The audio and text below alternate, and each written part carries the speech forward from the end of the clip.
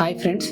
So ఈ చెముడు రాకుండా మనం ఎటువంటి జాగ్రత్తలు తీసుకోవాలి అనేది నేను ముఖ్యంగా చెప్తాను. ఫస్ట్ ఆఫ్ ఆల్ మనము ఈ యొక్క ఇయర్ ఫోన్స్ లేదా హెడ్ ఫోన్స్ అనేది మానేయాలి. కానీ అదంత ఈజీ కాదు. ఎందుకంటే ఇవాళ రేపు మనం చూస్తున్నాము. సో చాలామంది ఓటీటీ మూవీస్, యూట్యూబ్ వీడియోస్ లేదా రకరకాల సాంగ్స్ని మనం ఎంజాయ్ చేస్తూ ఉన్నాం. కానీ ఈ చూసేటప్పుడు, ఎంజాయ్ చేసేటప్పుడు మనం హెడ్ ఫోన్స్ లేదా ఇయర్ ఫోన్స్ చాలా పెద్దగా పెట్టుకొని మనము ఈ యొక్క సౌండ్ వింటుండడం అనేది జరుగుతుంది. దీని ద్వారా చెవి లోపల ఉండే స్ట్రక్చర్స్ ఈ యొక్క డ్యామేజ్ అయిపోయి వినికిడి లోపం అనేది తలెత్తే అవకాశం ఉంది. సో ఇటువంటి సందర్భాల్లో మనము 60/50 రూల్ అనేది గుర్తుపెట్టుకోవాలి.